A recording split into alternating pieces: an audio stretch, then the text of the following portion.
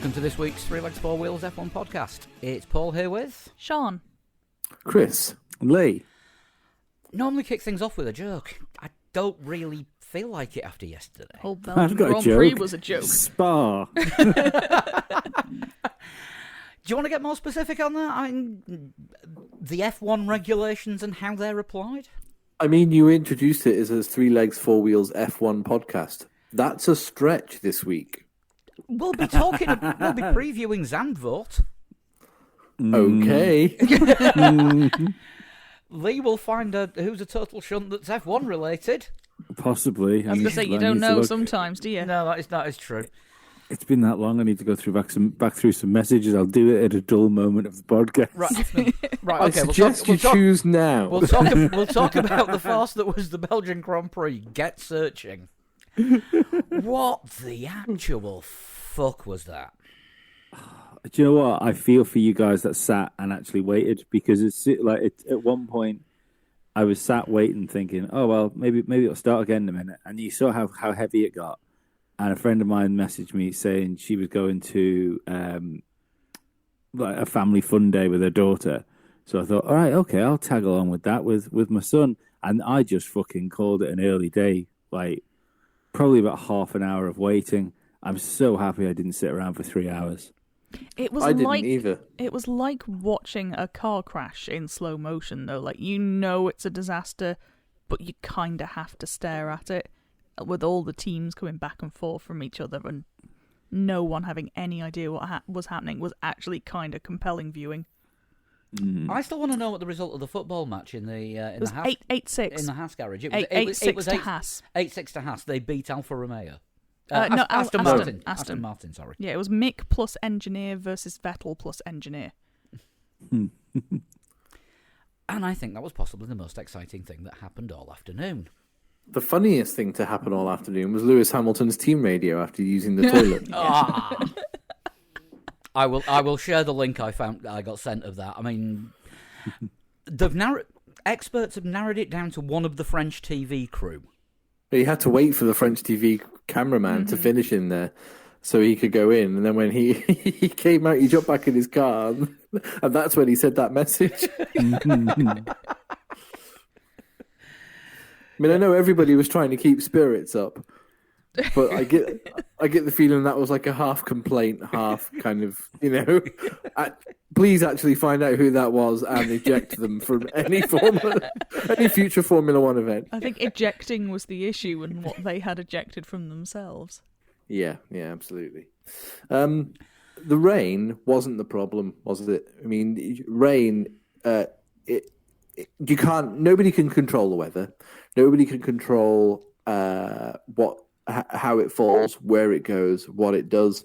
We have had sessions interrupted in recent history, and the only other stoppage I could remember, and I think Virtual Statman Sean Kelly confirmed this on Twitter. The only other one I can remember was when Jenson Button won the Malaysian Grand Prix during the monsoon. Mm-hmm. Yeah, because it rained and then got too dark.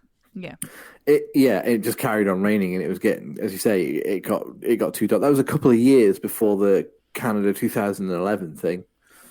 But I mean, if you look before that, you've got like a nearly 20-year gap to when a full race was interrupted. Yeah, Australia 1991, I think, was the last time before. Yeah. That, which up to this weekend was the shortest ever official Grand Prix because it only ran for 14 laps. Yeah. I mean, I can't remember who said it, but there's a famous quote that says we should all take a lesson from the weather because it doesn't pay any attention to criticism, which is totally true. But however, when the whole of the world's supposedly richest and biggest motorsport was looking at the race directors and stewards for a solid and a stern and a single way forward, so that everybody knew what page they were on and everybody knew what they were doing, they found nothing.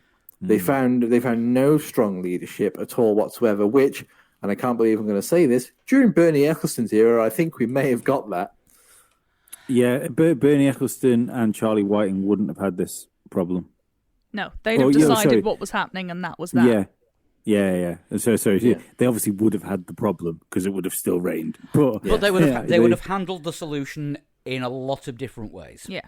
Yeah, I think maybe I know it's something that would have to be brokered as far as a new TV deal goes, but considering we've never had this where they haven't been able to race before, but we've almost had it. I can't help thinking whether they need to do something where, like say on the tickets, for instance, to nullify the fan problem, and say, look, from the hours of when the circuit opens to when the circuit closes, there will be a Formula One race, because they could have ran that race in the morning when they ran the support series. I think definitely when the F3 race was on, it was starting. I say it was starting to look a bit sketchy during the Porsche Super Cup, but you actually can't tell with the quality of driving in the Porsche Super Cup. No, but at least they could have red flagged half a race or 3/4 of a race. It's you don't mind going to a race and then essentially the race getting washed out and then red flagging it and not being able to carry on. Yeah, I think that's a TV contract issue then, though, isn't it? If they Yeah, change that's it on right, the yeah. day. Because That's what I mean. MotoGP have done exactly that before. Now they've decided, okay, the Moto3 bikes, they're not as powerful. They can go later in the day when it is a bit wetter, but we need to get the MotoGP lads out earlier. Yeah, Makes sense, yeah. I don't know whether there's something in MotoGP's contract with the TV broadcasters that they can do that or not. I think with the way that MotoGP has their contracts, you don't just buy MotoGP. You have to I think have you get your full days you of have action, to don't have all you? 3 series, and you've got to show all 3 races. And there will be 3 races between 9:30 and 3:30. I suppose that can't at be. the That's organiser's not much discretion. different, though, is it? That's not much different now with the way Sky have got like the junior formulas and stuff. Yeah, but the problem is when you're looking at trying to break in the US and ESPN showing it. ESPN don't show F2, F3, W Series, Porsche Super Cup. Yeah, So- that's fair. The races are set round ESPN, and I mean this is when we had the 10 past starts up to last season, so that ESPN could get a top of the hour commercial break in before they showed the entire race commercial free. I suppose the only other solution to that would be to have it written into the contract that this can happen, and then essentially leave it up to the broadcaster, where it's at your discretion at that point. If you want to run the race live, there's the option to take the world feed and run it live, or if you want to run it from the time you were supposed to do it, be it like with a lag, so they would start broadcasting it halfway through the actual race, or after the event's finished. Yeah, I mean that kind of thing would be ideal, because it would make sure that a race would be able to happen at some point during the day if the weather played out like it did yesterday. It feels a better solution than when, because I know we've had a MotoGP, haven't we, where they've raced on the Monday. Yeah. If you can get it in at some point on the Sunday, that feels like the best solution. Yeah, I mean a lot of people were saying, why can't the race on Monday, because IndyCar and NASCAR both does. IndyCar and NASCAR aren't reliant on volunteer marshals. I think they'd make the marshals happen. I think if that happened, they like in Formula One, they would work out a way to get marshals there for the Monday. The marshals, they're the marshals for Spa-Francorchamps, aren't they? And most of them would have gone back to work today. Yeah. But the big problem's fans, isn't it? The big problem's ticket holders, and then saying to people, "Well, you can always come back tomorrow." And in a lot of cases, those people are going to be getting trains and planes fucking out of the place. Yeah. Got a message today from somebody who was actually there, £5 man, who got in touch on Discord. I feel so sorry for £5, man, because You'll have spent more than £5. Well, that's the worst. The worst thing possible is we're complaining when we sat in our lounges at home for a couple of hours. These people were there. Yeah. Tell me what minus 550 quid said then. So, got there on Friday and camped out at the Young Village. It's pretty terrible, with only about 8 toilets for 400 plus campers. No bins or recycling anywhere, no water points. On the plus side, it was only €60. The whole camp's on a hill, so most cars got stranded in the mud by Saturday lunch. We broke through the fence on Saturday morning to get our car out of the mud. It was the best decision of the weekend. The queue for the tractor tour was easily 100 people long, and a lot of them are still stranded today. That was 12 o'clock when he sent me at this lunchtime. I genuinely, parking on a field in Spa is fucking insane. Well, yeah, I There's mean, if it's on a hillside and it throws it down, which it's prone to doing there. You're Yeah. either sliding out of that car park at pace, or you're not getting Yeah, out of yeah. it, depending on whether you're pointing up or down. And to be fair, like cause I've been to Belgium a fair few times, and we've driven there as well. And if fair enough, you might have a bit of a jaunt to get back to the car, but there's always places on the roadside to park up. So yeah, Lee's Spa tip: don't park in a field. I think it sounds like a reasonable plan. That sounds like an idea. I must have told you about that time we were playing a gig at a farm, and somebody got the car stuck. So somebody sent a transit van to tow the car out, and then the transit van got stuck. So somebody had to send a 4x4 to tow the transit van whilst towing a car. It's like a human centipede of cars. It was a shit conga. I remember being at the at Silverstone, and we did park in a field, but we were in a fucking big brand new Land Rover, and the guy that was driving us had to lean out of his window and explain to somebody else in an older Land Rover how to put the diff lock on. Surely if it's one of the old Land Rovers, it's get out and attack it with a spanner. Anyway, minus 5,000 quid man continues.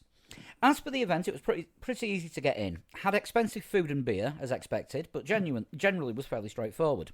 The race itself was a shambles. Everyone knew, we all knew, including the drivers, that the weather was going to get worse. But no, by some dumbass contract or other, rules which they promptly rewrote, they made us sit in the rain for 5 hours. Just 5 more minutes, my arse. We left early at around 5 p.m. and managed to get out with only an hour of traffic, and then drove a grumpy 4 hours back to the Netherlands. Overall, 2 out of 10. Fries, no mayo. So not even having the full Belgian experience of mayo on the fries. Outrageous. No, that's grim. Best food in Belgium is waffles. It's trackside. Well, we were talking about Belgian food all the way through the race on lack of race on Discord. There was no race. No. Yeah, all the way through the waiting. We got asked to bring Cookery Corner back for the podcast tonight because we've not done that for a while. In other Belgian like trackside foods that I particularly enjoy is you can get a fucking mean hot dog in Belgium. What do they put on the hot dogs in Belgium? It's just Germany sort of stuff, really. It's you've got sort of some proper mustard. Germany stuff. In there. Yeah, sauerkraut. So how are the hot dogs in Belgium? German. Listen, they know where the best stuff comes from. I mean, let's face it. You can't beat mule frite. Yeah, but let's face it. Big pan of mussels. Belgium's famous for 3 things: waffles, chocolate, and something that rhymes with Heilbronn. I'm lost. Yeah, I am. Think about it. Something that rhymes with. Or how about mild swarm? Oh, I'm not saying it. No, I think it's. I'm definitely not saying it on this podcast. I think it's one of your favourite topics on Must See Audio, isn't it? Oh, what? If anybody wants a Lee to English and English to Lee primer, Child porn. It's child porn. got to admit, I didn't know it was famous for that. I just thought it was. No, there was a massive sting, wasn't there, years ago? It's quite famous. Sting was in the Police. Yeah, no, not that Sting. They can't have him. I was gutted when they got Michael Jackson. They can't have Sting as well. I feel like Anyway. we veered. This has have. definitely taken a turn. Yeah, We've got stuck in the mud and slipped off to the side. yeah. somewhere. The other thing Belgium's famous for is cyclists, and Yeah. and half of 3 drivers. I do feel really sorry for all the fans who were at the track. And like you say, they were made to wait in the rain for 5 hours, even though it was quite clear that there was going to be no race. just the whole sort of leadership behind it all as well, and like sending the cars out for 2 laps just to get a classification stinks a bit. I do agree with Lewis Hamilton, and I totally agree with what Alfa Romeo's statement was that they put out. Don't know if anybody else saw that. Remind us. It says the decision not to race in the conditions was the right one in the interest of protecting the safety of the drivers, the marshals, and the spectators themselves. Now, I'm just cutting out that. That's the quote. So I can't argue with that at all. That's absolutely the right thing to do.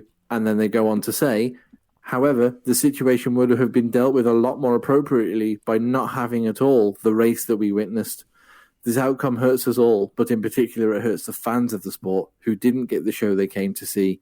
We hope lessons were learnt, lessons that will improve the way we operate in future, and that put the supporters of our sport in the position that they deserve to be.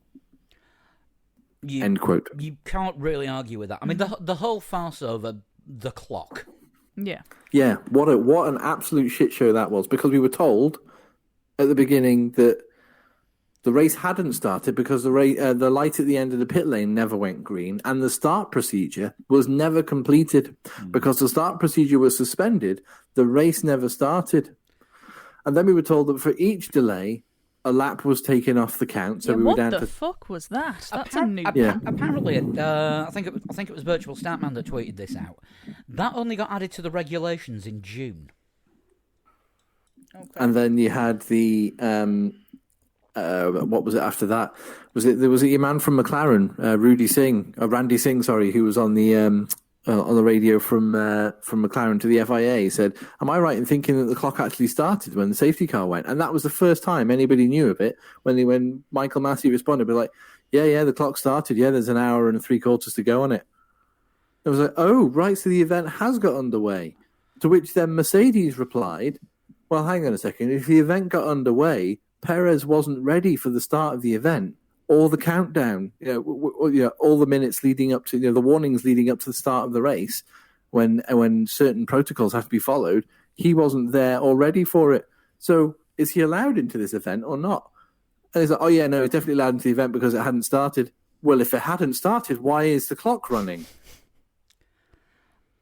Absolute awful management. And then the whole thing with that was a farce, because Red Bull said at first that they were withdrawing him and it was okay to crane the car off the track because he wouldn't be taking part because the car was too damaged. Then they got him back to the garage and started working on the car. Asked if he would be allowed back in the race, got told no instantly, and then said, "Well, that's not in the rules." Because this is not Le Mans. This is not Le Mans is probably one of my favourite bits of radio at the weekend.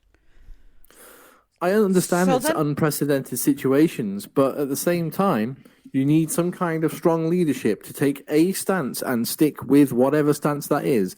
Come on the radio to all the teams. I get the feeling that, and of course he can't be around because he's sadly passed on, but I get the feeling if Charlie Whiting were in control, we would have got a message saying, "Please don't message me. We'll put a radio message out to all the teams when we've decided what's happening, and you're not to message me until then."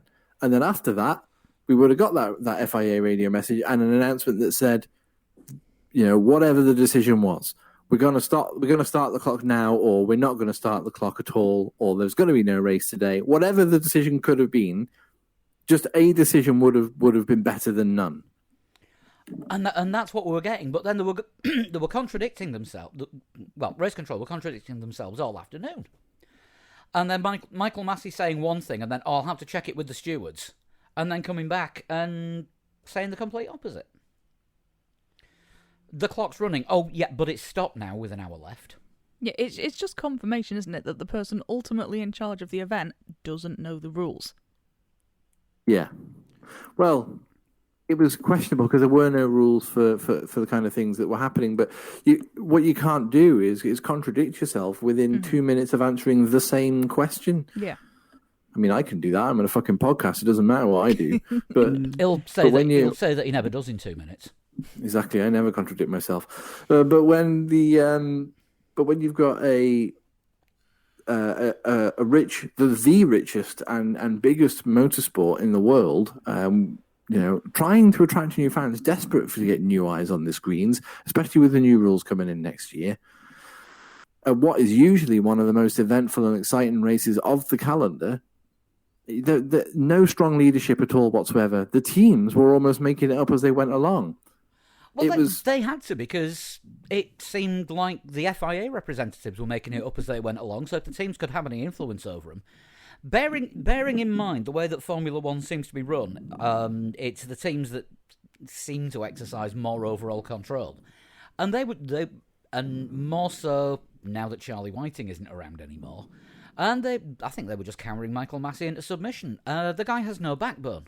Yeah, I get the feeling if Charlie Whiting had told Red Bull no, there probably wouldn't have been any comeback. Yeah. There wouldn't have been any. I can understand what Red Bull was saying. I can, but you've got to come down on one side of, yes, Sergio can rejoin the race or be a part of the race because the event never officially started, or no, Sergio cannot be part of the event because the clock is running. I don't see how both work. Instead, we get both.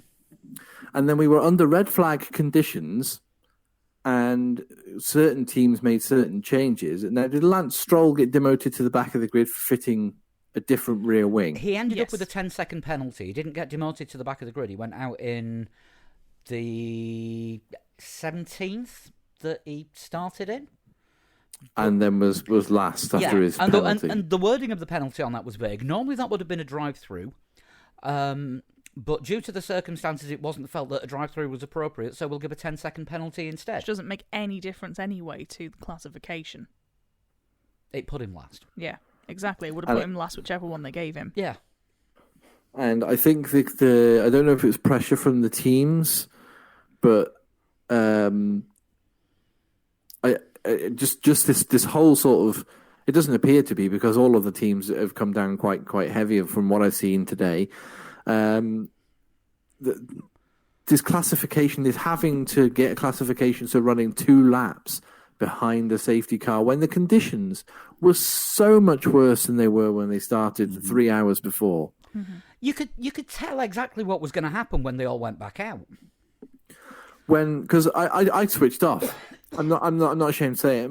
I waited longer than Lee, but I totally switched off, and then I saw on the messages that they were starting again at 6:15 Belgium time. So I switched it back on just as they were getting ready to go, and as soon as they called that red flag, I switched it off again. I did not bother sticking around. I watched a couple of videos later on YouTube, but that was it. I was really disappointed as a fan watching from home. Fuck knows how you actually felt if you were there. Mm-hmm. You actually paid to go. The world's just opening them up after the pandemic. So everybody's excited to be able to travel. Belgium's a well-traveled to race, as you saw. Like lots of Verstappen fans crossed over the border from Netherlands. It's also really difficult to get to. Unless you can manage to stay in the small village, which is Bayer, which it is horrendously expensive and probably booked up well in advance. It's really difficult to get to, as in you're traveling for like an hour, like either by a car or it's not probably one a couple you just of rock hours. Up to on the train. Yeah, a couple of. There's no train. You can't get a train there, for instance. And the thing is, as well, is when you've travelled for your hour to get there, you're then hit with F1 traffic on basically country B roads. To get close enough to the circuit to where you can either be dropped off somewhere if you're doing, because that the other thing to say to people to not to discount if you're going to a Grand Prix, especially one that's hard to get to, is just make sure there's enough of you to book a fucking cab. That's what we ended up doing a couple of times going to Belgium. Is just taking a hit on the cab, sitting there doing nothing for 4 hours. So we get a cab. Is there no train station near? No. What is it? The nearest train station, I think, is in Liège, which is about 20 kilometres away. Yeah. So that's what we ended up doing, because we drove the first couple of times, and then I think I've been to Belgium about 5 or 6 times. I'd have to sit and work it out or find the tickets. But yeah, like the other times we ended up just getting a taxi. But yeah, I'm just pointing out that it's not like these people then, once they'd finished. Either, I mean, obviously, some of them would have been camping, and that would have been dreadful. But even if you're in a hotel, you've got a good chunk of a journey to get yourself out of that race as well. Yeah, strange one, isn't it? But I mean, realistically, I suppose the other thing to talk about here is it's yet more of a pointer that hopefully the next year's cars, with the lack of reliance on surface aero and the way the cars are going to deal with outwash, hopefully they're going to deal better with racing in the rain. But it's something that really needs looked at fundamentally in Formula One rules if Formula One's going to continue to pretend that it's an all-weather series. Yeah, like it's going to be difficult with next year's cars because aquaplaning is still. If it was an issue at Belgium this year, it's going to be an issue at Belgium next year. Aquaplaning is far too dangerous, and if cars are aquaplaning, that's not a test of driver skill. That's a sheer lottery as to whether or not your car makes contact again with the road before you want to turn or brake. Yeah. The only thing I'd point out is the aquaplaning seemed to happen later on in the session when they went back out. By all accounts, the aquaplaning wasn't as bad when they started to do it. Yeah. It was all about vision. It was still pretty bad on the first couple of formation laps because Lando was complaining about it, and it might be that the McLaren gets it worse than other cars. Yeah, maybe he was having problems with it on Saturday before his crash. Mm-hmm. I think the reason he had it on Saturday was just that he was at the front of the queue. I imagine anyone behind him would. Interesting thing about his crash and the W Series crash, which I only found out today, is that there's an extra bump in Eau Rouge on the apex of that corner where the track was damaged during the flooding, and it seems that is a heavy thing of what's caught people out, especially the W Series crash. Because the more I watch that, apart from one of the cars was trying to make avoiding action, and I think that was the car that went straight into the side of all the other cars. But the cars that actually caused the accident in the first place all lost it at exactly the same point in the corner. It was five. I think, Sean, you described it as 5 or 6 separate accidents that all finished in the same place. Yeah, they just all met each other, and then I think the one you were talking about, Lee, coming in the side, I think, she sort of tried to avoid the one immediately in front of her and then ended up practically going through. Yeah, just nowhere to go. Yeah. Yeah, good to see that everyone's okay with no major injuries absolutely. from that. That was a terrifying looking looking crash. I mean, I know what they're saying about possibly reprofiling Radeon because the flick at the top of the hill is just, is it too much because there have been some big accidents? I don't think they can without doing the circuit because what I believe there's a river behind that grandstand. Yeah, it's just within the current limits of the track, just reprofiling. The one I've seen is as it goes up the hill, sort of where you got to flicks left and then goes right as it's going up the hill. And that right turn is less of a turn, and the straight kind of starts a little earlier.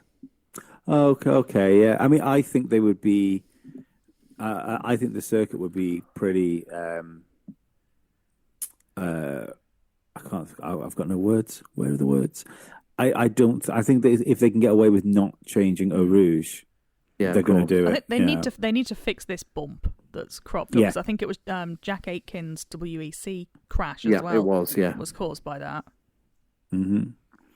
So it just seemed an odd thing, and then as soon as I found out that there was that bump there, I thought, well, this makes a lot of sense, and I'm a bit surprised why nobody was talking about it in the media and on commentary and stuff like that. I think Lewis Hamilton was the first person to mention it. Hamilton was the first Friday, person I heard mention nowhere it. else picked up on it.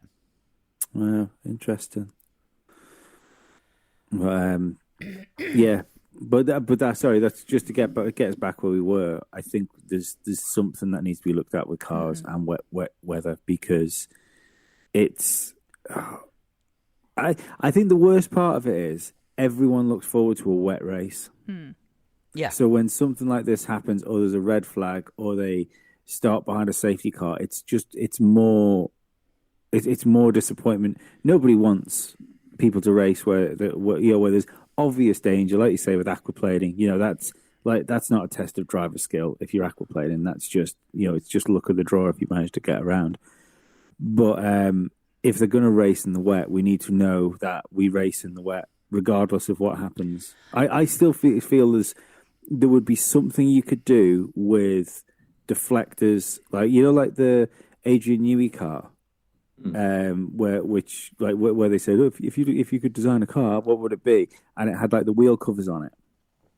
I still feel there's something you could do with hubcaps and deflectors that clear the water and push it out of the side of the car more than throwing it directly behind you into the path of the other cars. Yeah, I mean, there should be something that, the tyres are designed to shift obscene amounts of water. It's like a bathtub every 5 seconds, isn't it, or something like that? Something like that. Isn't it something like 5 bathtubs a second?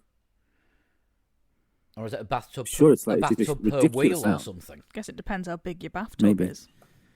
Yeah, I mean, if it's one of these posh hotel baths, it might only be 2 bathtubs. Yeah, I'm metric. I measure things in sinks. Thank you very much. Olympic-sized swimming pools. Like the one that they tried to build in Leeds in the 70s, and they were putting in a bid to host the Commonwealth Games, and they built the swimming pool 0.5 metre too short. I believe there's a swimming pool over here that was built too small to be an international swimming pool as well. How can you miss it? Fucking, I don't know. Cheap tape measure? Probably, yeah. So he's just getting somebody that's got size 11 feet to pace it out. Oh, it's based on size 12s. That's where we went wrong. Yeah, I mean, I've seen a lot of people saying, a lot of people on social media saying, no, they used to race in the wet. They used to race in the wet. Yeah, the rules were different then because you could set your car up for wet weather first thing Sunday morning when it was raining. Yeah. And the cars weren't that aerodynamically sensitive that a drop of water would actually make the rear wings stall.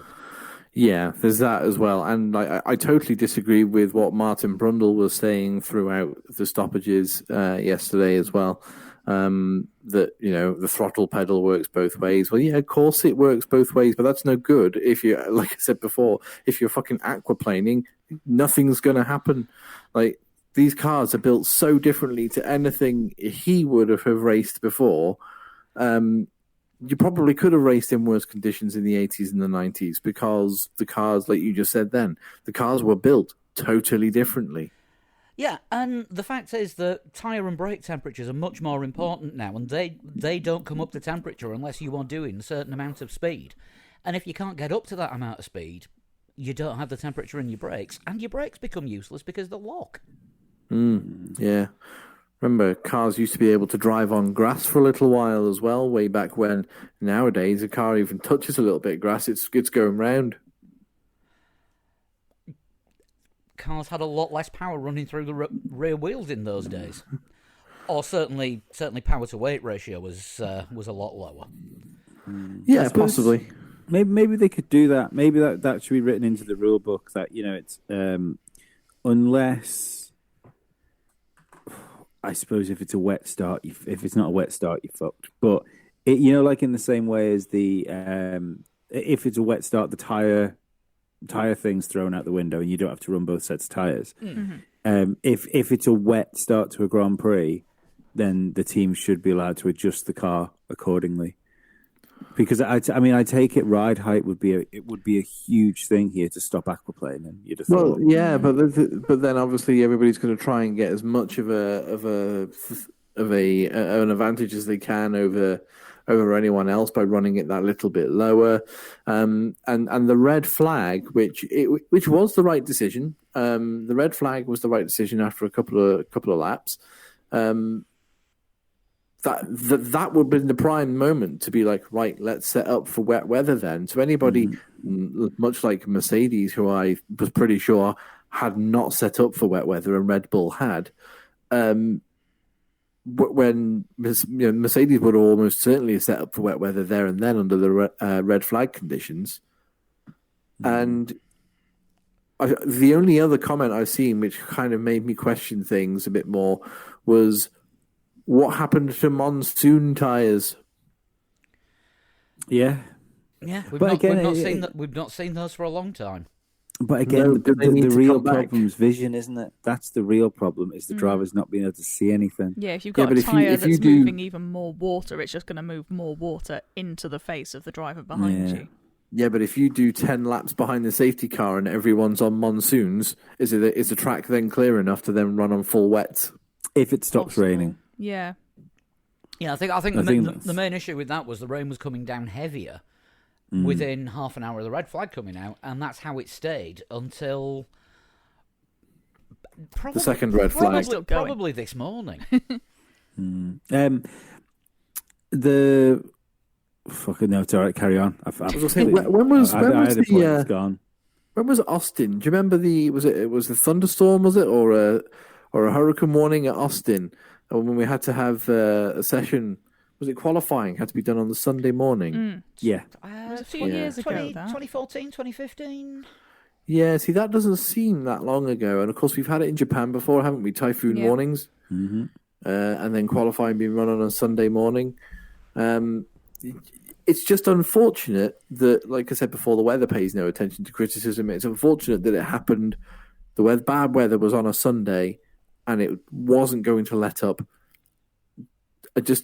I don't know how I feel about the points being awarded for doing some laps behind the safety car. I don't agree. I don't agree with it. Looking at it at the time, it just seemed like a very, I don't know, manufactured way of doing things.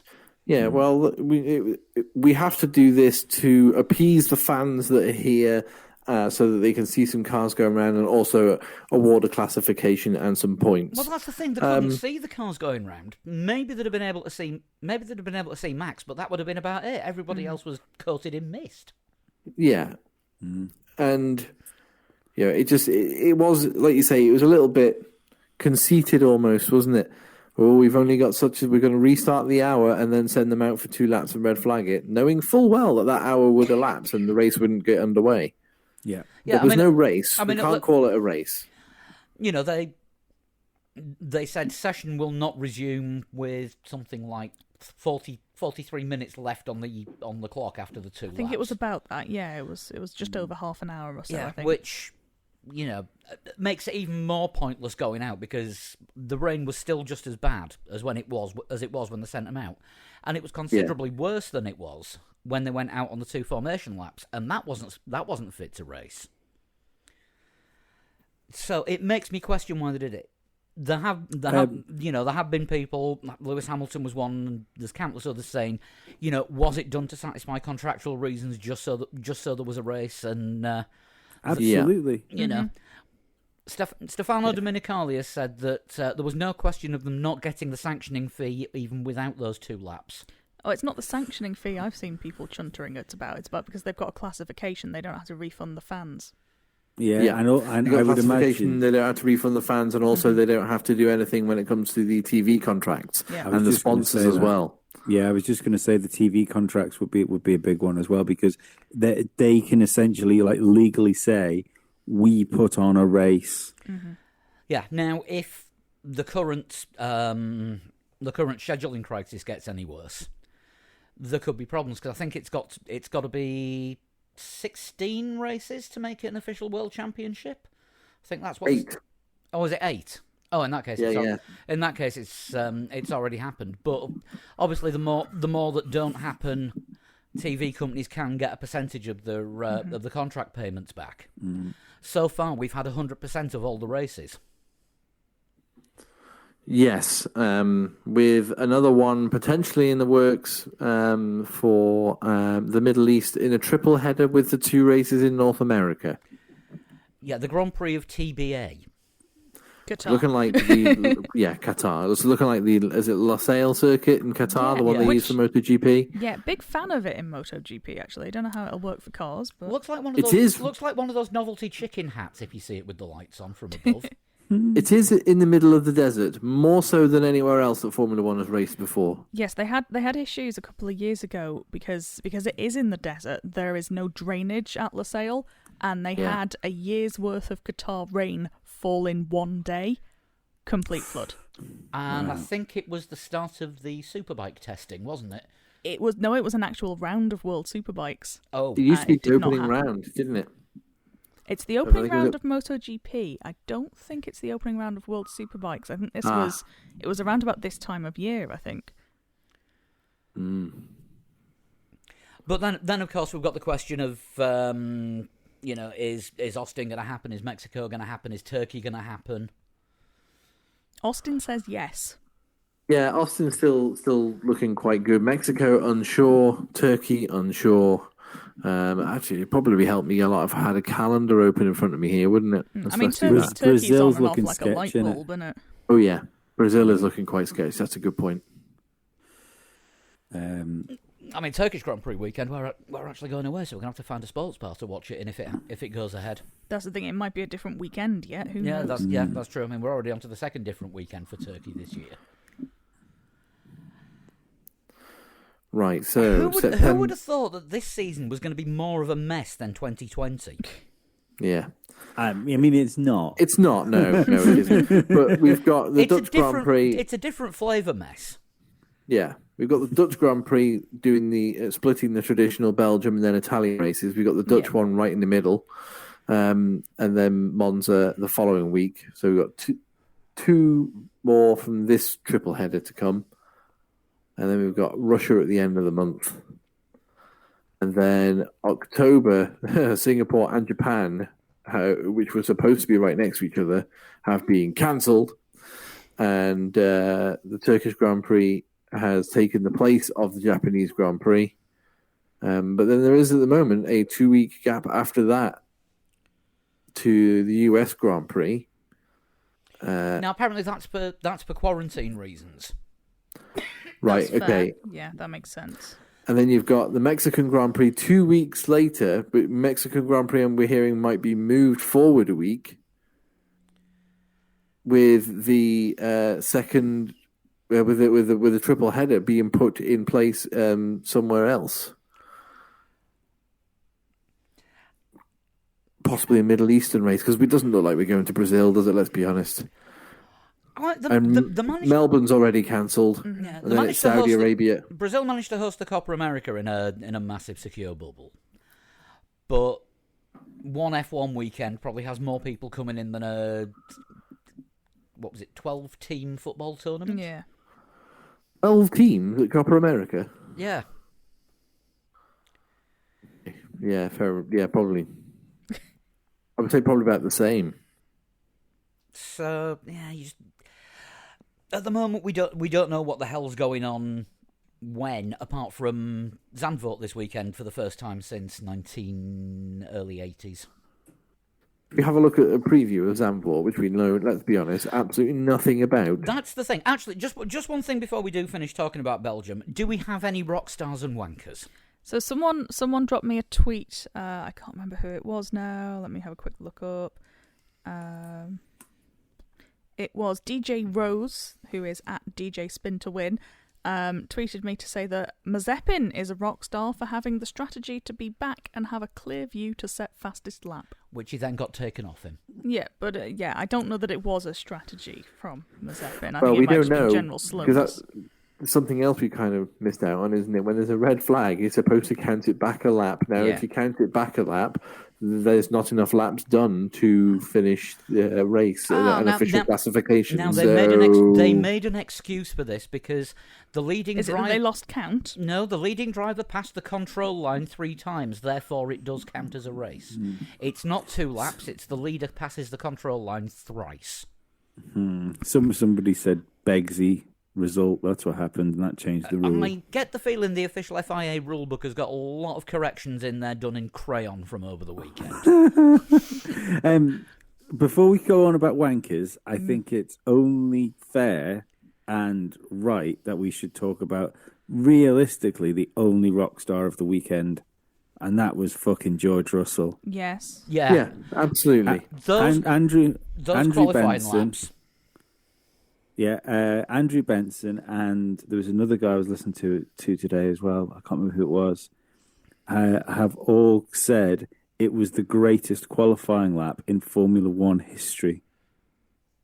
Unused intermediates. It wasn't even on a set of new tyres. It was on a set of used intermediates, which that may have given him a little bit of an edge, but nobody else was to know that. No. They certainly weren't to know that because that was all that they had left.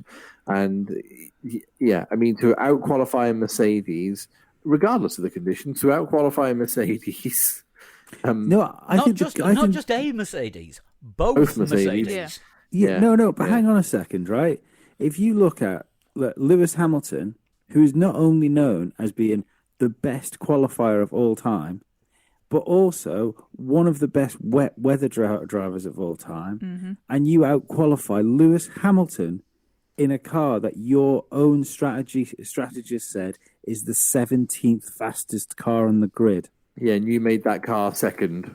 Yeah, that's incredible, like unbelievable stuff.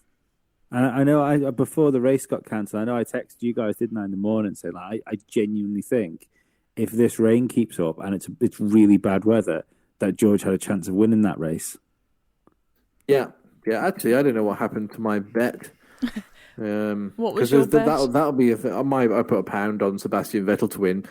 Bizarrely, at 50-1. I thought those are awfully long odds. Couldn't even win a game of football. They were longer odds than Russell. Russell was 33-1 to win. Yeah, he was. That's crazy. But yeah, I like it. It was just stunning, like absolutely stunning display. And if he doesn't get that Mercedes drive, I can't say I might boycott watching Formula One because that would leave me watching no television very near. But I'll be very angry with it. I'll be angry with it. Come on, surely you've got GB News on speed dial. I don't watch GB News. Does anybody? No. I think we watched it on its first night, didn't we? Just to see why everyone was losing their shit on Twitter and then sort of drifted away. Even GB News don't watch GB News. No. Well, you couldn't really watch GB News on the opening night. They forgot to turn the lights on, so it was just a black screen with some voices. I had a chap from GB News call me at work a while back because he wanted permission to use our video of a local sporting event. We have Which local sporting event was this? It was the parish walk. Ooh, I now. don't know what GB News' interest in the parish walk was, but yeah, they were interested. For the non-Manx listeners, this is an 85-mile walk around the island. Where you've got to you have to complete touch the door 24 hours. and you've got to touch the door of every church. I don't know that they make you touch it anymore. I don't know whether that's a very sort of COVID way of doing things. No, you've got to stick your timing key in. This is it. You have to be scanned or microchipped or some bollocks. Not vaccinated, Lee. What are you fucking on about? The local anti-vaxxer does it. He wears the microchip. What? I'm going to say it's the easiest way to get the microchip in, isn't it? Vaccination. We're all enjoying our 5G, though, aren't we? All those of us who've been vaccinated. But anyway, yes, George Russell, supreme rock star. Totally, yeah.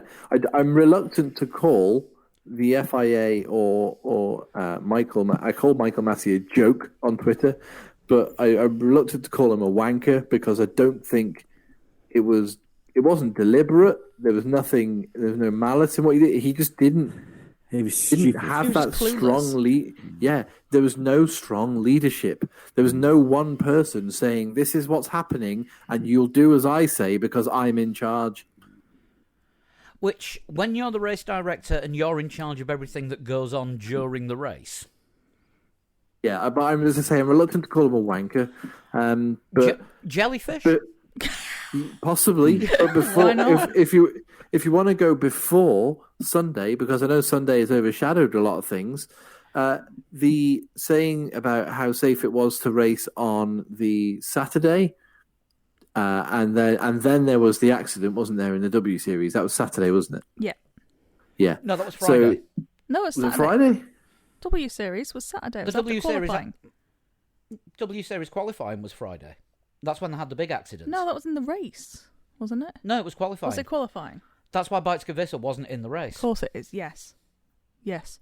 Yeah, but yeah, saying that the circuit was fine to race on and there was no problem at all whatsoever, and then there were numerous accidents at Eau Rouge in the various support races, and of course in qualifying with Lando Norris. Yeah. Yeah. Just want to give an extra Rockstar award to Sebastian Vettel for pulling up to check that Lando was okay. And his radio Yeah. message at the same time as well. When Yeah. his team told him, okay, Sebastian, there's a red flag, keep to your delta.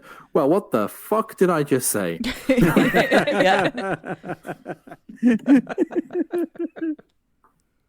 Sebastian Vettel for president. Seriously. Like, Do you know what the best thing is about that? It's such a sign of Sebastian Vettel getting his confidence back.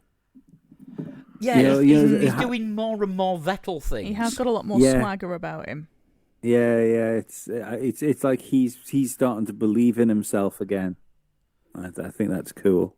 yeah. That is how much Ferrari can destroy someone. Mm-hmm. Yeah. I mean, I'll be honest, I wasn't a huge fan of Red Bull Vettel, but like ever since he's left Red Bull, I think he's been fantastic. I don't know if that's sort of like allowed his personality to grow a bit and sort of like Are shine you a little bit as suggesting well. that Red Bull assigned him a personality and that was that? Yeah, he had to be extreme Vettel at all times.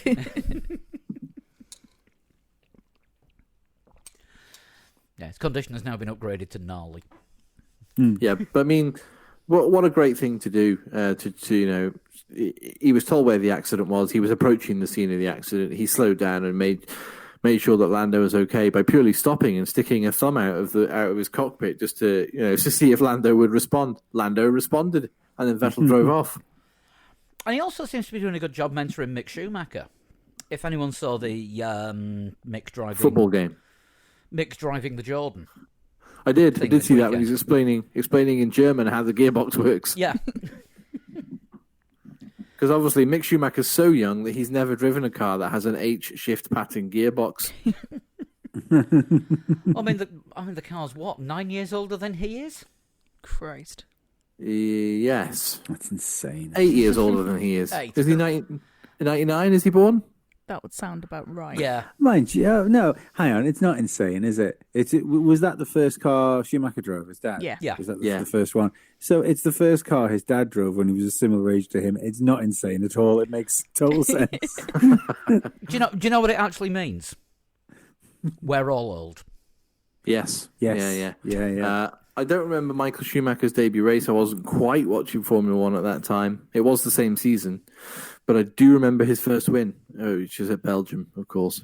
But, that doesn't seem that long ago sometimes when I think about it. But clearly, 30 years next year. So, Christ. I am so old.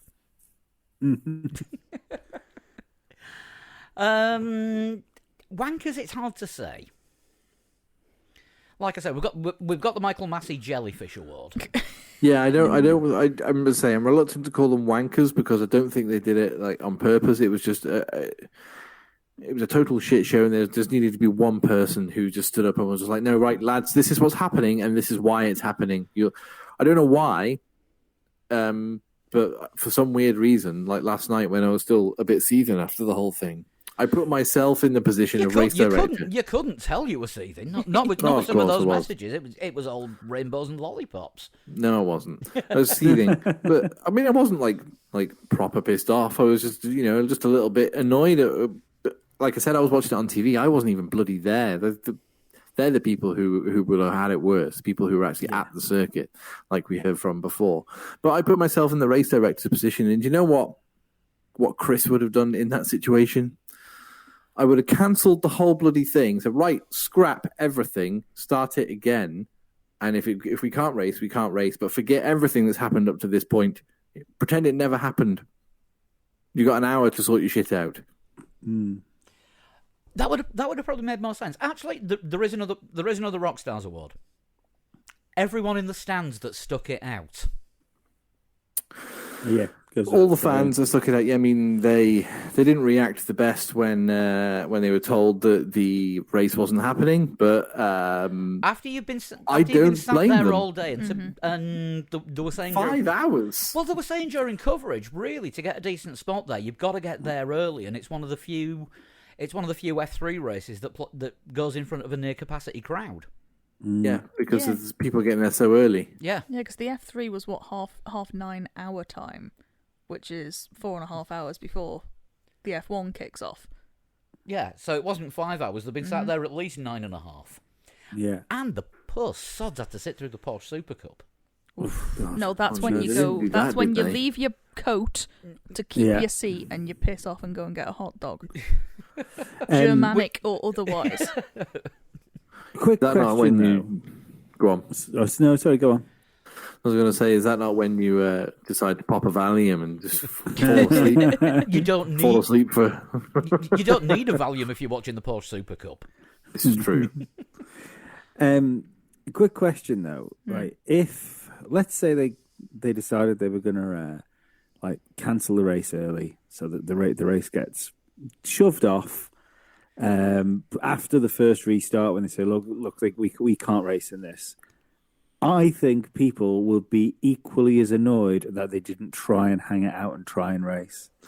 No, of course there would be, but again, you can't do anything about the weather, can you? The weather. No. Was. But I'm just saying, I don't think there was a winnable situation. The only thing they did wrong.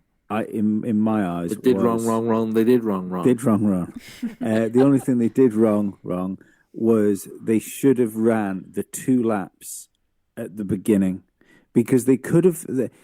The worst part of this is that it feels sort of a bit conceited that they sent the cars just out for 2 laps just to get away with not paying people. Whereas if they'd had a head on their shoulders and they'd just run a couple of laps around the safety car, trying to see, if we could clear enough water to race, but we couldn't, so we're in now.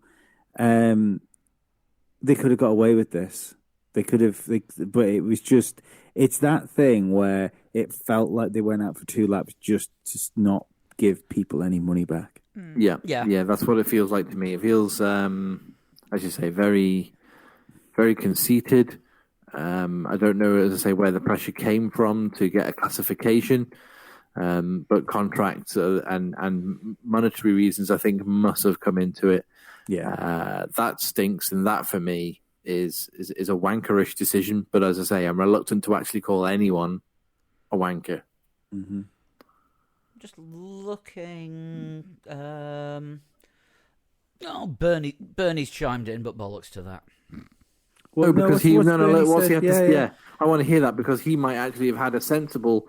I can't believe I'm saying this. He might have had a sensible point of view on this, because as Lee and I said before, I don't think a Bernie Ecclestone run Formula One would have been in such disarray.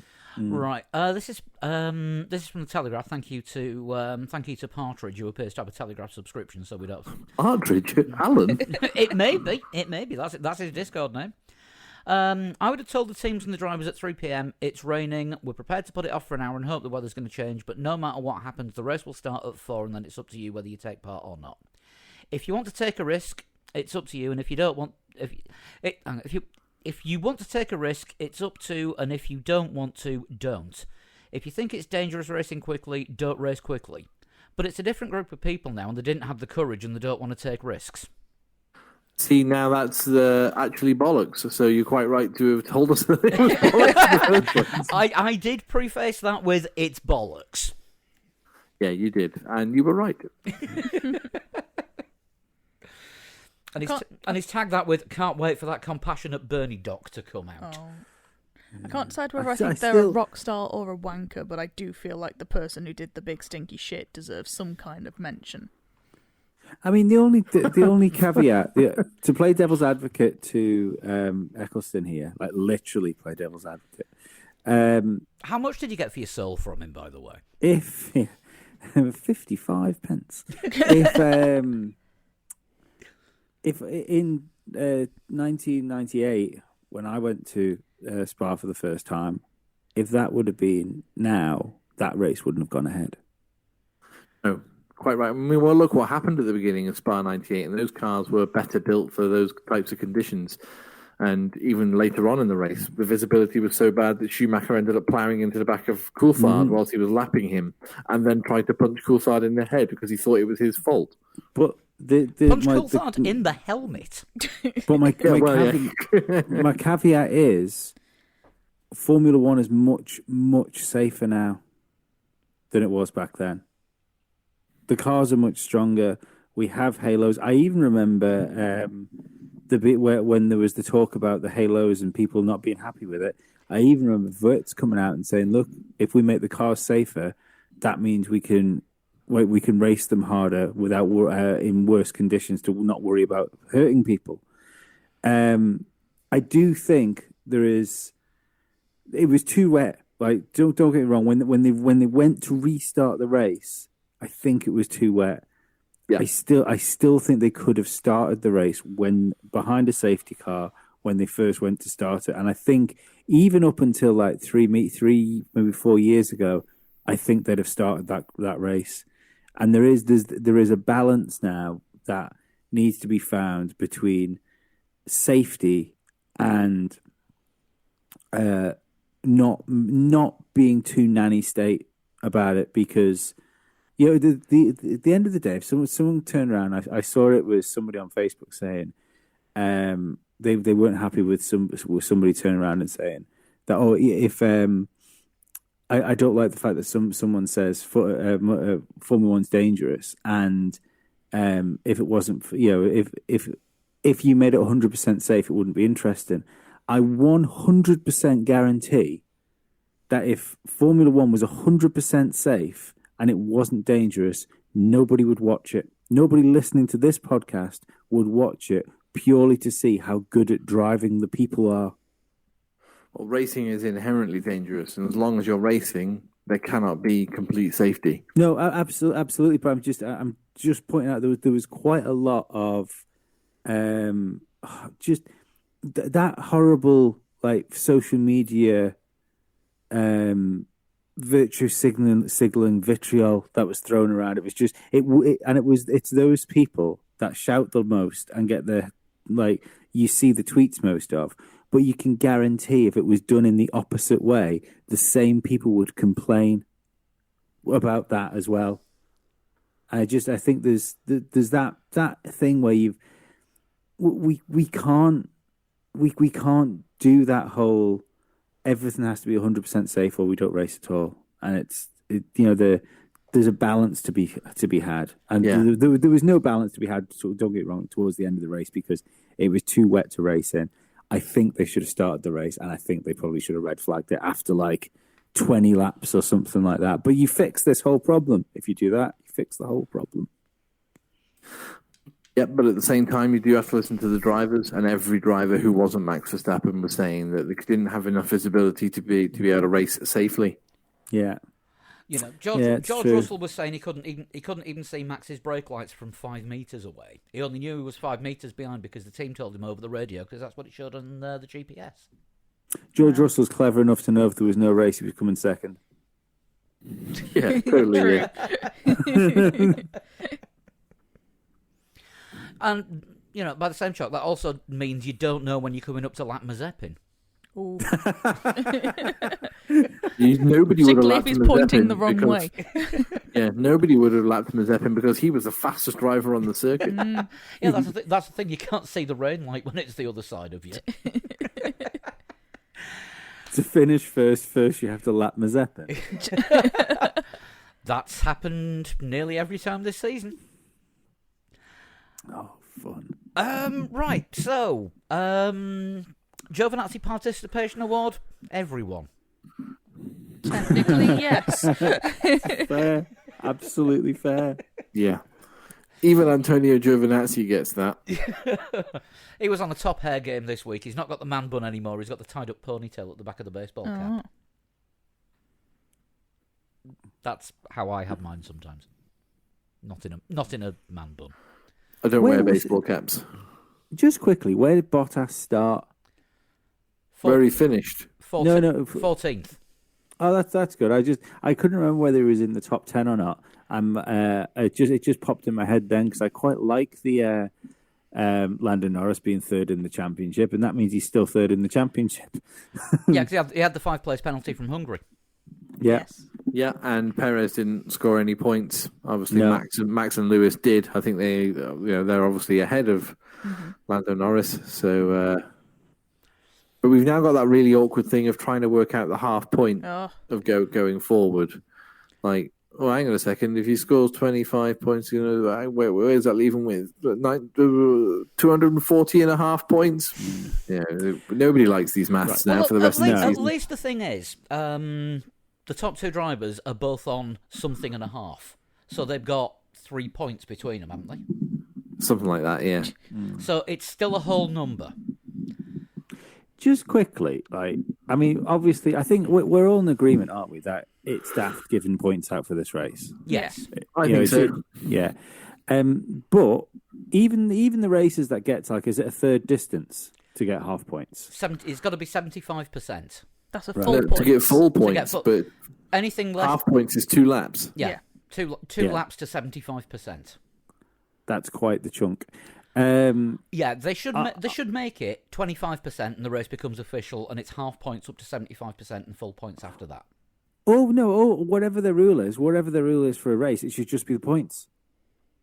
If your rule is you do 2 laps and that's considered a race, fucking fine.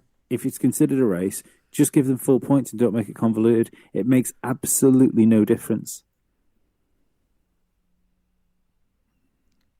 Because I can see your point. Yeah, if everyone's getting half the points, then it makes no difference whether you get full points or half points. The differences are still the same. Do you know what I mean? Like it's the differences are sort of like it's not identical, but you know what I mean. It doesn't have a huge impact for people like Red Bull and Mercedes, but for someone like a Williams getting full points this weekend, they'd practically be on Aston's tail in the constructors. Yeah, they'd have been on 30 points if it had been full points this weekend. But they did the job in qualifying to put themselves in the position to do it. Just because they were a Williams and not a McLaren, it's not necessarily their fault. Latifi scored 1 point He did. because he finished. I think the race had been finished for about 10 minutes before I realised that he was in 9th. So I was like, oh, wow, okay. He scored 1 point because which would normally have been 2. So Do you know what? Oh, sorry. Yeah, it's just annoying that the people who got half points is so now we're looking at people who got like 0.5 of a point. Yeah. Max Verstappen, Lewis Hamilton, and then all the way down in 10th, Carlos Sainz for half a point for 10th. Yeah, hear me out for this one. I think because it's been rumoured over the weekend, hasn't it? Not rumoured. Your man, the Williams boss, said they were likely to keep Latifi on for another year. Yeah, which I think is yet another thing that points to George Russell leaving. correct. I think Latifi's going to be all right in the same way as Lance Stroll He's ended up come being on all right, hasn't he? Yeah, it's only good, especially in Spa there with the weather the way it was. George Russell was sensational, but Latifi wasn't. He was in there. Mm-hmm. He just wasn't like maybe one of the best drivers on the grid. He qualified better than some. Mm-hmm. He's doing a solid job, and he brings some money with him. Yeah. I just think it should be pointed out. Because did he qualified 7th? Did he? Was that what we said? 7th? 11th. So he moved up 2 places during the race because of Bottas's grid penalty and Perez sticking it in the barrier. Right. I thought I thought he qualified in the top 10, but still getting the car into Q2 when he's obviously not as good as George Russell, but it's still a Williams. Yeah. Yeah, absolutely. He deserves a sort of tip of the hat for it. And at Hungary, don't forget, he finished ahead of George Russell. He did. Yeah. Yeah, thanks to a bloody good start. Yeah. Yeah, avoiding all the shit that happened. But Hungary was fairly slippery conditions, and look at the chaos that happened there. 2 cars got turn 1 wrong at Hungary, and look at what happened. Imagine 2 cars got it wrong into the first tighter turn at Belgium. We saw Romain Grosjean some years ago nearly decapitate 2 world champions in one corner. It got himself a race ban for it. We could have had a similar accident, which would have been no one's fault, and it could have had horrific consequences. Halo or no halo, it doesn't matter what's going on. You've got to make it as safe as possible. That's a good point. But Bottas's crash there was really no different to what Grosjean did at Spa. It's just the outcome was more severe with Grosjean. Yeah, but as I say, because La Source, the first turn at Belgium, and much tighter than turn 1 at Hungary anyway. So the cars would be going a lot slower, so the concertina effect would be more severe. So if somebody further back hasn't got the traction they need to stop for whatever reason, whether it's driver error or anything else, any accident at turn 1 is going to be pretty big and taking out a few cars. So you would have ended up with a red flag anyway. So it was the right decision. It's just the decisions that came after that which were farcical. So everything was fine from 20 to 3. Up to 20 to 3, and then after that it just went to shit. Right, I would say let's preview Zandvoort, but we know sod all about the track apart from what we've seen on F1 2020. Anyone got F1 2021 yet? No, not yet. No. I've barely had time to play the 2020 version. Talking about F1 2021, if anybody wants to run Formula Lee with that game, get in touch with us, because none of us have got the game, so we can put somebody in charge, but you're in charge of collecting all the times and doing all the spreadsheets, and we'll post it on the website and announce who won. Yeah, we're looking for an unpaid intern. That's bought their own copy of the game. We'll do things such as tease you with being able to come on the podcast, even though we have no intention of letting it happen.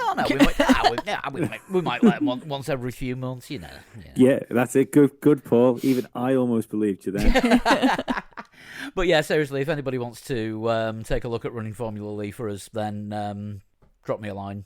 Send it to 3legs4wheels@gmail.com and we'll get it started. We'll give you a 3legs4wheels.com email address that people can send stuff to. Not everybody gets one of those. I ain't got one of them. You never asked for one.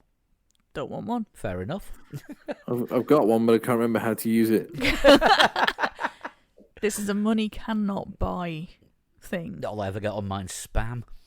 Zandvoort, it's in Holland, it's by the sea, it's Max Verstappen's home race. Heineken are putting a lot of money into it. The tickets have been sold out for about the last 2.5 years since it was announced. It didn't happen last year. And I would say 75% of the population of the Netherlands is going to try and be there. Twitter seems to 75. suggest it is a track that will suit the Mercedes better than the Red Bull, which could mean unhappy natives. Who apparently are going to throw fruit at Lewis Hamilton. Right. Well, he's a vegan, so he might like that. Well, no, there's been Facebook. I think it was a Facebook or some kind of social media group after what happened at Silverstone. Let's throw, I think it was oranges at Lewis Hamilton at Zandvoort, and it got something like 1 million people joined within 5 minutes. So how did that 5 million people going and raiding Area 51 pan out then? It was just that one kid in the background, wasn't it?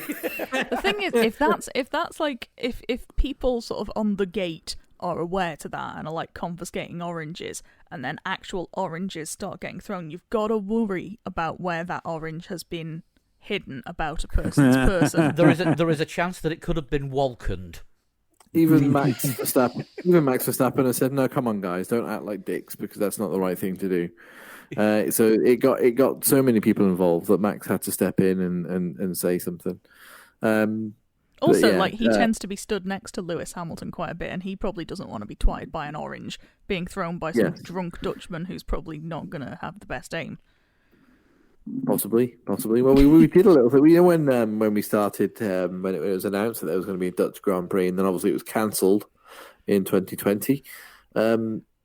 we did a little bit of a rundown, didn't we, of sort of Zandvoort and sort of how it's changed and things like that. So if you want to know what to expect from this week's Zandvoort, if I remember correctly, Grand Prix, then all you need to do is listen to a podcast from about years ago.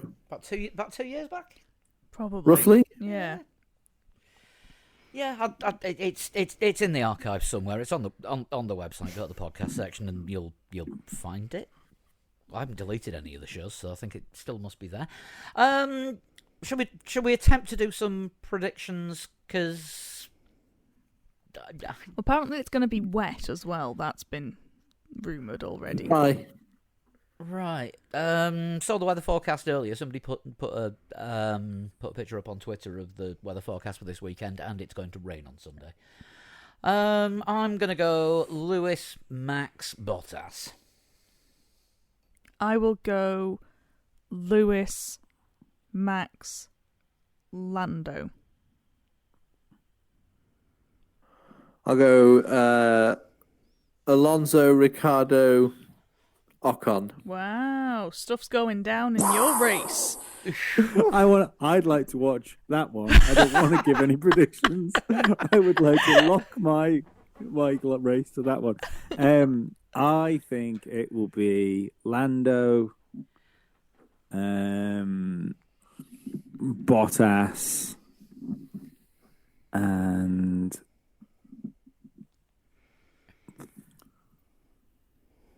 Vettel. Perez. Stick Perez in. All right, okay. You Verstappen and Hamilton are going to hit each other again. Genuinely, there'll be a right? riot. Oh no! Have you seen like the big, the banking banking type section of that? Yeah. The last corner. Yeah, I think Is that there the is one going to be. that's called Tarzan? Oh no, there's another corner, isn't there? There's one that's quite banked, like turn 5 or something, and I think the last corner on the circuit is quite banked as well. Yeah, one of the corners is think- called Tarzan. That's all I know. There's going to be a fucking crazy accident on that race, because that was. I know we talked about this year's game, but it was on last year's game as well, wasn't it? Yeah, And along with Vietnam. yeah, that went well. I bet they're really happy they built that circuit, but it looks so dangerous, that this circuit, to the point where you look at it and there's no real runoffs on the high speed bits. It's just barriers, and I don't know. To me, when playing that in the game, maybe it'll be completely different. There's actual cars on it. But it felt like, when you get people playing either R Factor, and they'll throw a Formula One car around the TT circuit and go, "This is crazy. This would never happen." It feels like that. Yeah, I've driven it a few times on iRacing. It's not the current configuration with all the banking, but there's a couple of bits of it. You come around a corner into this sort of wide expanse of concrete, and you think, "Shit, am I on a runway?" Yeah, and but it just seems so fast. And I think there's going to be a coming together with people. There is a video on YouTube of Max Verstappen doing a fairly quickish lap around Zandvoort, just after they announced it, I think. So that's worth going to have a look at as well. Yeah, I think that's on the that's on Red Bull's YouTube channel, isn't it? It is. Right, if you want to join in with the predictions, go to threelegs4wheels.com, go to the games section, and look for the 2021 prediction game. You get to predict the top 3, pole, fastest lap, how many DNFs, and will there be a safety car or not. And well done to the one person who predicted a Russell podium this weekend. We had one person predict a George Russell podium this week, and they didn't even get the highest score. Oh, Absolutely gutted for him. But you get an audio high five. You do. Hang on. There. sounds like a slap in the face. Is Sean all right? I'm all right. You've got till 5 minutes before the start of Q1. Don't you draw a dot on your hand or something like that if you want people to help you? Is that not a thing that happens, Sean? Is it? I have no Yeah, idea. I think so. Which part of the internet did you learn that from? There was something. It was like a big Manx thing, wasn't it? There's something you draw on yourself if you're being a victim of domestic abuse. I can't remember what it is.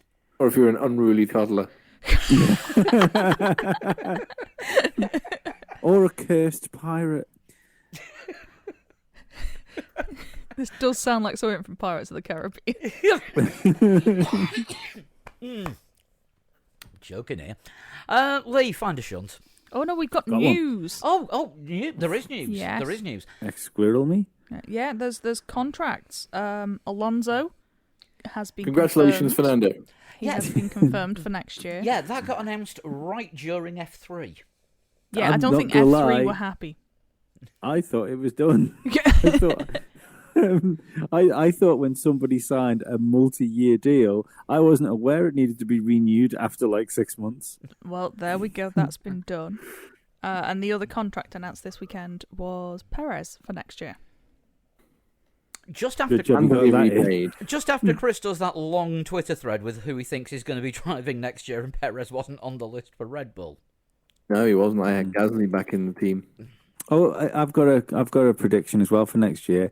Is that Red Bull are going to meat grind Tsunoda, and Lawson. Albon will be back in a Toro Rosso of AlphaTauri next year. I think Liam Lawson's going to find a seat next I year. also think Liam Lawson is where they're going. I can't say Tsunoda staying because they're throwing a lot behind Lawson. Well, they turned around and said they're going to do everything within their power to get Albon back in Formula One. That's what Marco said that this weekend. I reckon they'll loan him out to an IndyCar team. That's not back in F1 though.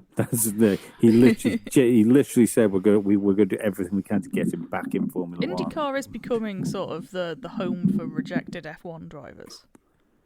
Yes, it is. Well, they've got to go somewhere now. Formula E is going to stop being a thing. Yeah. Well, for Mercedes. And Audi and BMW. Yeah. Basically, it's going to stop being a thing, isn't it? Yeah. For everyone except Jaguar. Yeah. Only because they haven't made their announcement yet. Yeah. I stick to my guns that it's shit. The other sort of contracty thing doing the rounds at the minute, which I think is not the greatest kept secret, is Kimi is supposedly announcing his retirement at Monza. Imagine Kimi gets confirmed for Mercedes.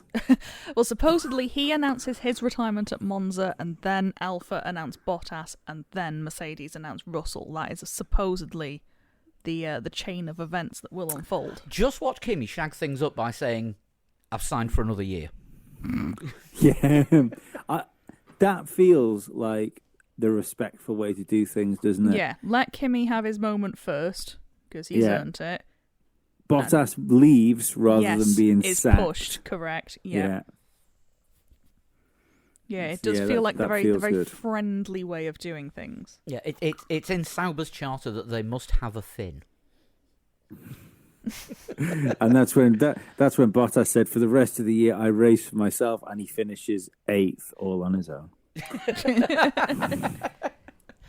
This is probably my last prediction of him in a top three for ever. Top 3 team. Well, top three in a race. Nah, he'll get another podium before the season's out. Yeah, might even scratch a win somewhere. Russia is still to come. He likes that, doesn't Yeah. he? Yeah, he they owe him a win at Russia, but the problem is the title fight will still be going on.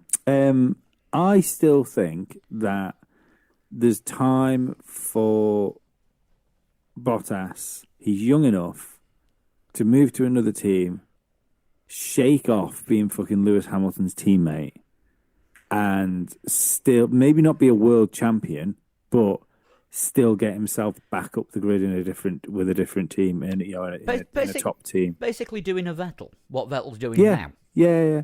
Because let's face it, right? It's easy to turn around and say, "Oh, Bottas is shit. How can he qualify like 2/10 behind the best driver in history?" It's easy to forget who his teammate is because he looks worse than he is because he's constantly being beaten by his teammate, which obviously destroys confidence. But it's at the end of the day, he's still done like a good job for Mercedes. He's done what they wanted him to do. Oh yeah, I mean it's not like he's Ragunathan bad. Yeah. And what's his name in F2? That's Deletta. yes. Yeah, looking forward to seeing him race again, said no one ever. Yeah, I mean, he is a good driver. He's just... all you can do is compete against what's there for you to compete against. And He's David Coulthard. Yeah. That's his best. I mean, realistically, he's in the best position that I think he can get to. But saying that, though, I mean, the top and bottom of it is, if, let's say, Lewis doesn't join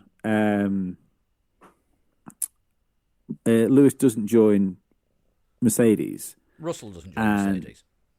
No, I'm just saying, if we go back in time, let's say Lewis doesn't join Mercedes, let's say, like Jensen still moves on, Bottas ends up in a Mercedes. Bottas is at least a 2-time world champion right now. It's the reason he hasn't won a world championship in that car is because Lewis Hamilton has been his teammate. I think you can look at it. You can look at it that way. Just imagine if Mercedes had got Hulkenberg instead. Yeah, I was going to say, if you believe what Mercedes said, Hulkenberg was second choice if Hamilton said no. So Hulkenberg would probably be, if it was Hulkenberg and Bottas, you're probably looking at like 3 championships for Hulkenberg, and yeah, two maybe, 2 or 3 for Bottas. And, it's not. I mean, there's potentially Rosberg's still racing. Yeah. Well, you look at it's about having the car underneath you, like, to do something. Look, if Jenson Button hadn't been in the Brawn, Barrichello would have been world champion. Yeah. It's all to do with not just the machinery that you have, but who the guy sitting next to you is. If in a situation where you've got a dominant car, and that's the problem Bottas has had, is the period of Formula One where he's been in the dominant car. He's been against the best driver of all time. That happens to be in the form of his life. Yeah, it's pure dumb luck, really. Yeah. Yeah, I'm also just imagining what would have happened if Jenson Button had taken the seat at Toro Rosso that he had a chance with when Honda went under. We'd have missed out on Sebastian Buemi, I believe. Jenson Button would have been a footnote in F1 history. I think Button would have gone back, would have ended up in the Red Bull, though, wouldn't he? If he'd have gone to Toro Rosso, I think he'd have only done a year in Toro Rosso before being moved up. So then that's where you'd have your thing of, would Button have been in the position? Would Button have been in a Red Bull when it was a championship contender? And then the other thing would be, would Button have been able to beat Sebastian Vettel when he was in Red Bull? And I think that would have been pretty fucking close, to be honest. This is like that new Marvel cartoon series that's just started. It is. Well, don't forget, he was the only guy during that that little phase where he was in McLaren, like a semi-decent McLaren, which was nowhere near as good as the Red Bull. And he was the one that was hassling Vettel more often than anybody else at that point. So I think he could have. I think he could have took Vettel. Yeah, possibly. I mean, don't forget, Murray Walker said once famously, "If is Formula One spelt backwards." Yep. True. I mean, it's not, because like there's not an I, it's a 1. Find us a shunt. I've got it. It's ready. Considering we're going to do a quick show tonight, we're already nearly an hour and a half in. We had some stuff to get off our chests, I think. Which mine appears to be mostly phlegm. I'm sorry about all the coughing. At least we put a better effort than the BBC in. Yeah, that is true. Because of the unique way they're funded, they did 16 minutes. Yeah, well, because I think it's because of the unique way they're funded, and because of what I found out having the VPN on my phone from watching the Grand Prix, or trying to watch a race at the weekend, I realised that when you listen to the BBC podcast from a different country, you get adverts in it. Oh, so I think that's what it was for. How exciting! What were you being advertised? They were all in Spanish who knows? Because it was. Yeah, it was in America that I had my phone set to, so I'm guessing it was somewhere in South America. Fair dues. Yeah. Right. I don't think we've done this one before. I hope we haven't. I've got one. I've got one standing by in case we have. Who sent it in? That's usually a good start.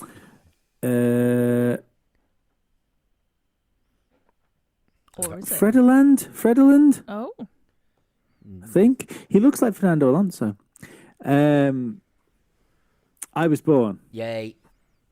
in 1952. Okay. Before I became an F1 driver, I had a brief career in tennis.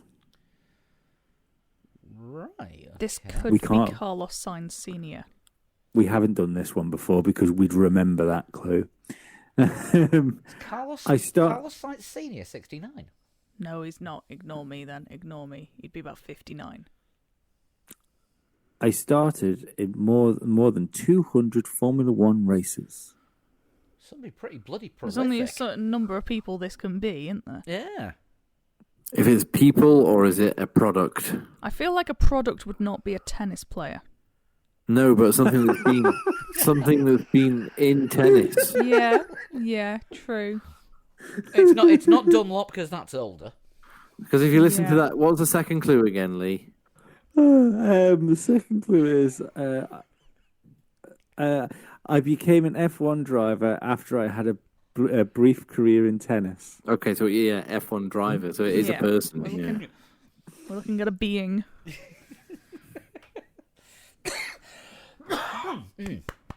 Try not to die here.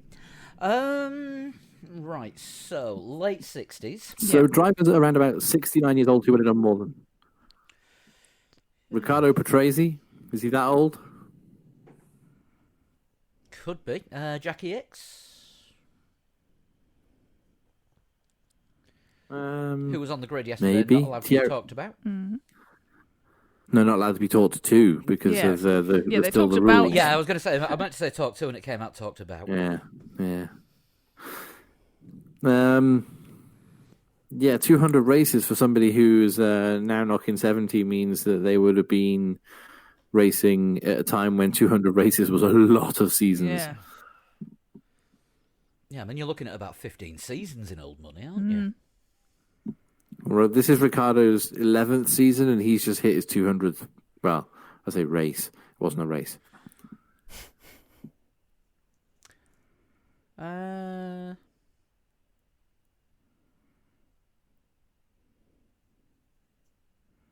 Yeah, go with one of yours, Chris. Ricardo Patrese, just as a starter. Why not? That's kind of the banker lap. Yeah. Number 4, I won 23 races. I mean, sorry, I take it it's 23 of the 200 races because it's the next question. It says, I won 23 of them. I suppose I should say it how it's written. But yeah, I won 23 races, I believe. 23 That's time quite a bit. Mm. Number 5. 23 race. Hang on. 23 race wins puts you well inside the top 10 Yeah. of drivers. Or does it? Because how many of them were non-championship races like they used to have in those days? Yeah, maybe. Because Would they still be doing that in like the 70s into the 80s? oh yeah, Yeah, okay. yeah. I was looking at Mike Hellwood's career the other day, and he was doing non-championship races up to when he finished in F1 in about 74. Okay.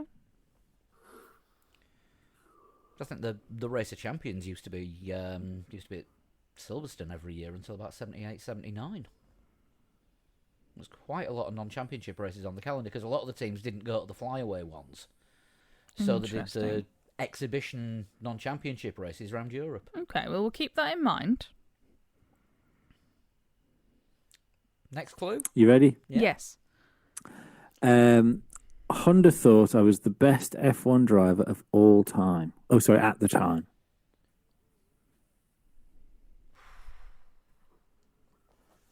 Honda didn't enter F1 until the 70s, did they?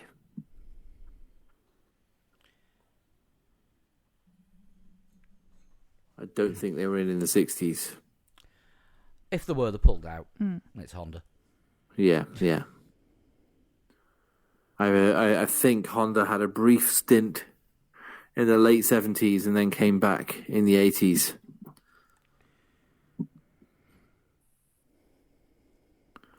Number 6. I had a big crash in Imola, and after which I never fully recovered. Almost like me trying to read.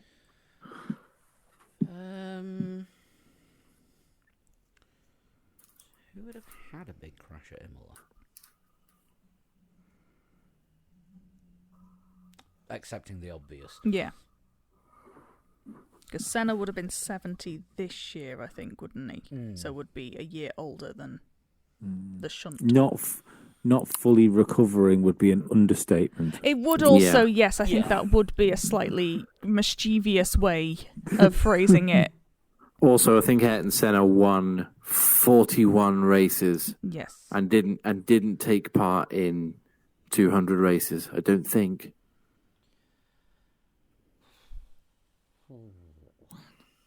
I think he was only about 150 something races into his career. Mm-hmm.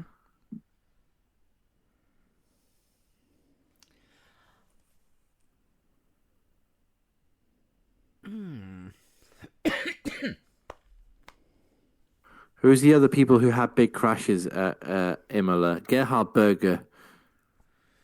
But I don't think he won 23 races, did he? No. I think he only won about 7. I don't think we specified either that it was necessarily an F1 race at Imola. Yeah, no, that wasn't specified, but bless you. Bless you. Where did Frank Williams have his car crash? I'm sure that was Imola. He's older than 69, isn't he? Yeah. Yeah. Yeah, he's not a year older than Ayrton Senna. No.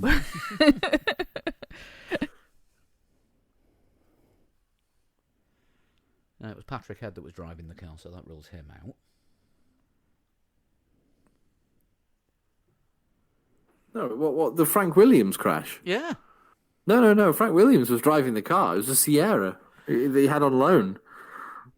Oh, I thought he was in the passenger seat and Patrick Head was driving. No, Frank Williams crashed the car. Driving too fast. Somebody else was in the car and was completely uninjured.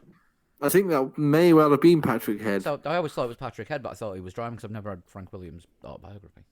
Or an official biography of him. Probably really should, but... I'm going to hurry you. Yeah. Riccardo Patrese. Oh, we're sticking with that. Good Lord. Did we say that before? Yes. Yeah, that was our first guess. It's been that long, I can't remember. Good Lord. But I don't know why Honda would have thought he was the best Formula 1 driver at the time. No, I feel like that would be an exaggeration on Honda's part. Carlos Reutemann. Oh, that's a good show. that for Carlos 23 Reutemann. wins, that could be on the money.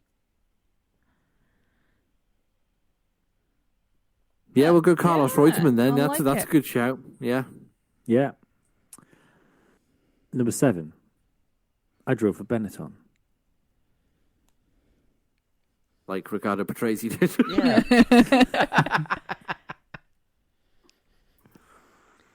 Number 8. I finished my open wheel racing career as an IndyCar driver.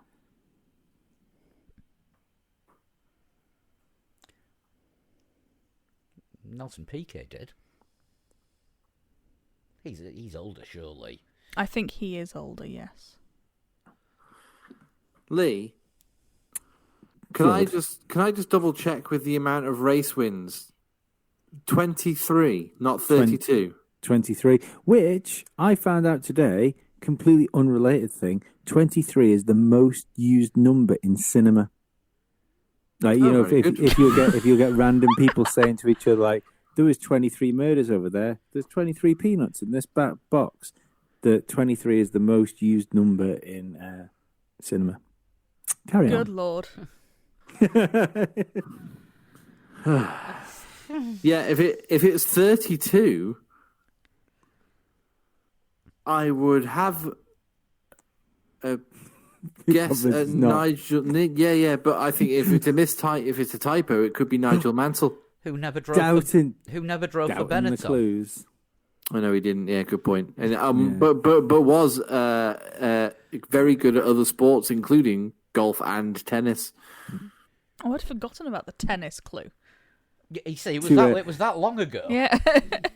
To aid Flood's conspiracy theory, not if he got 23 wrong and it is 32, Benettons were blue and white as well as the Williams. They were, but And according to my mother at the time, but all the parts come better folded. Right. Number 9. I once put my F1 car in a drift to flip off a rival during a race. Wow. Nelson Piquet. I feel it's Nelson Piquet. That is very Senior. Nelson Piquet energy, isn't it? Yeah.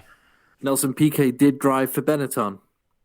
I don't know if he finished his career as an IndyCar driver, but Yeah, he kind of won the championship a couple of times and took the 93 Indy 500 after Mansell was leading, hit the wall and got a bad restart. right, okay, and then we might be looking at Nelson Piquet Senior, obviously not Junior. Number 10. When my teammate had stomach flu, I hid all the toilet paper. Yes. This is in Ross Brawn's book and is one of my favourite anecdotes of all time. It's Nelson Piquet, isn't It it? is. I'm Nelson Piquet. Yeah. That was I didn't think you were going to get that. The spaffer was, I've won 3 world championships. Yep. That was tough. That was tough right up to the toilet paper. Yes.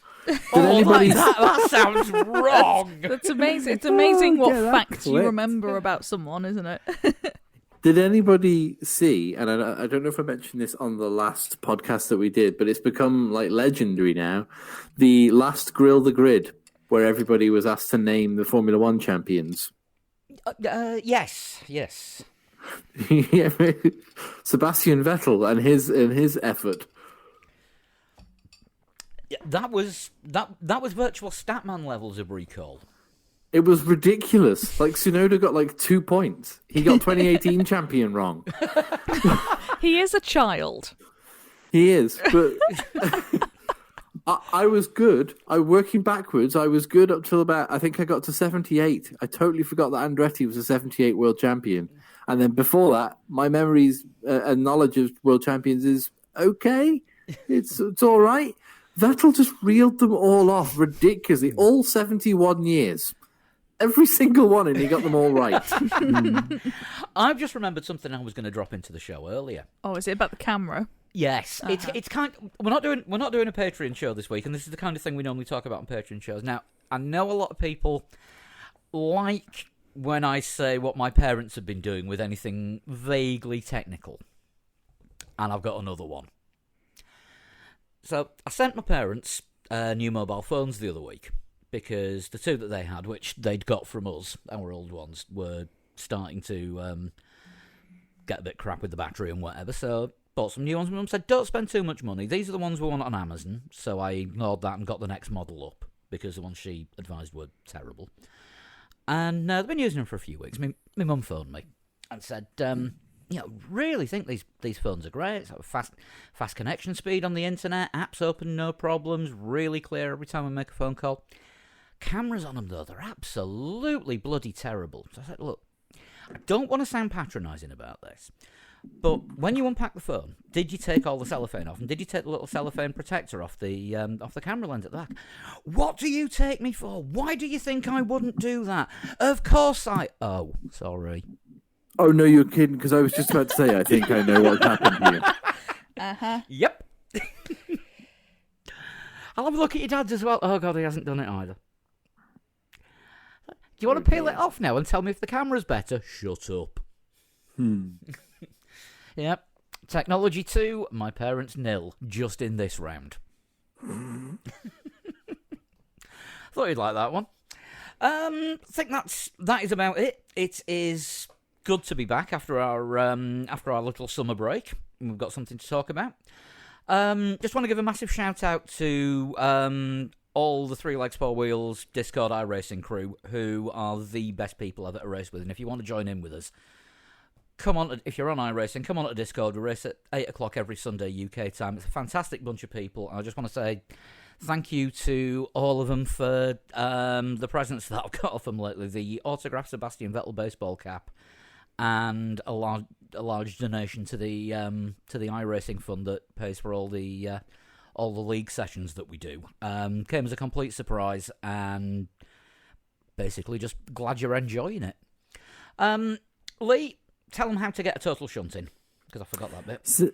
Send me a PM on either Instagram or Twitter at a total shunt. And you can use 3legs4wheels@gmail.com if you want to send one for the reserve list, or generally get in touch with the show, or you want to run Formula Lee. Hint, hint, intern. Hintern. That's what that was. Yes. Hinting for an intern.